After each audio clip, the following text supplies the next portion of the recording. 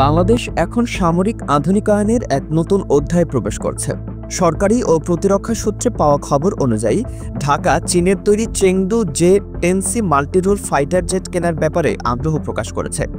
এটি যদি চূড়ান্তভাবে আনুষ্ঠানিক হয় তাহলে দক্ষিণ এশিয়ায় পাকিস্তানের পর বাংলাদেশ হবে এই অত্যাধুনিক বিমানের নতুন অপারেটর হিসেবে একটি বড় নাম।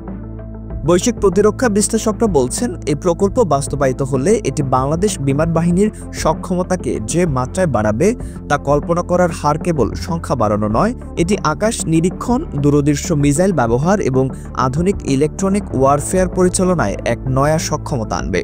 প্রাথমিকভাবে জনগণের মধ্যে আলোচিত সংখ্যাটি 12 থেকে 16টি J-10C বিমান হলেও চূড়ান্ত চুক্তি ও পরিমাণ সরকারিভাবে ঘোষণা না করা পর্যন্ত তা পরিবর্তনশীল বলে মনে করা হচ্ছে। J-10C এর প্রযুক্তিগত সক্ষমতা কেন এর গুরুত্ব এত বেশি? সহজ ভাষায় বলতে গেলে এটি একটি আধুনিক AESA রাডারযুক্ত উন্নত সেন্সর ও ইঞ্জিন পারফরমেন্স সম্পন্ন ফাইটার। উল্লেখযোগ্যভাবে এই বিমান PL-15 ধাঁচের দীর্ঘ রেঞ্জ আকাশ থেকে আকাশ ক্ষেপণাস্ত্র বহন করার যোগ্যতা রাখে, যা টার্গেটকে দৃষ্টিসীমার অনেক বাইরে থেকেও আঘাত করার সক্ষমতা দেয়। এটি আকাশ যুদ্ধে কৌশলগত দিক থেকে বড় সুবিধা। এই প্রযুক্তিগুলো J-10C-কে গেম চেঞ্জার হিসেবে বিবেচিত করছে অনেক বিশ্লেষক। একই সময়ে বাংলাদেশ JF-17 থান্ডার ব্লক 3 বিমান সংগ্রহেও আগ্রহী।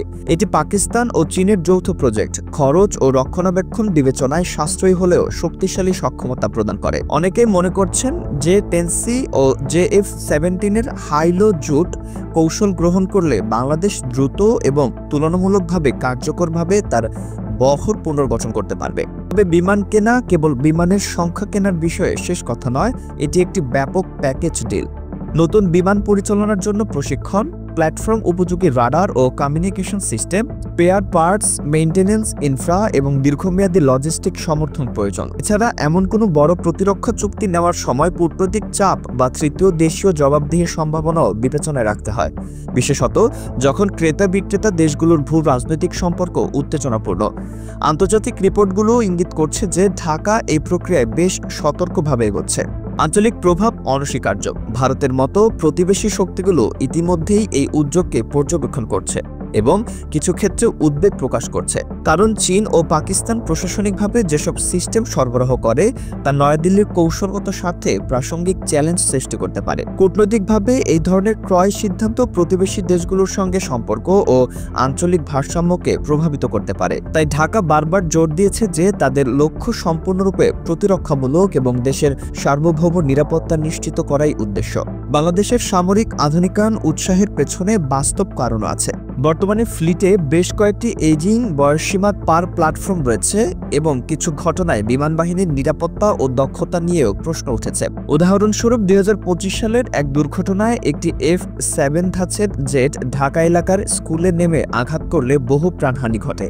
ইতিমধ্যে সে ধাঁচের নিরাপত্তা ও ব্যাপক রক্ষণাবেক্ষণের গুরুত্বকে সামনে এনেছে এবং বিমানের আধুনিকায়ন নিয়ে ত্বরান্বিত করেছে। এই দুর্ঘটনা আন্তর্জাতিক সংবাদেও উঠে আসে এবং প্রতিরক্ষামূলক পুনর্গঠনের জরুরিতা আরও পরিষ্কার করেছে।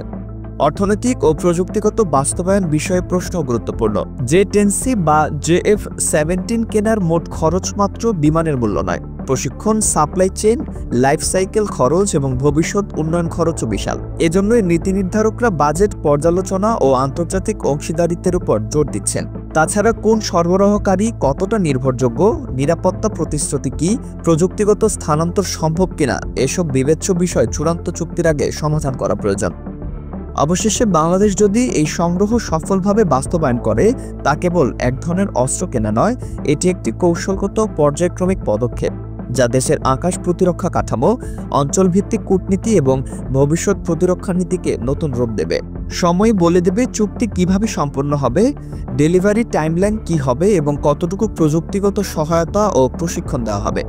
কিন্তু স্পষ্ট একটি বিষয় আছে, বাংলাদেশ নিরাপত্তা ও আধুনিকায়নের পথে আরও এক ধাপ এগিয়ে যাচ্ছে।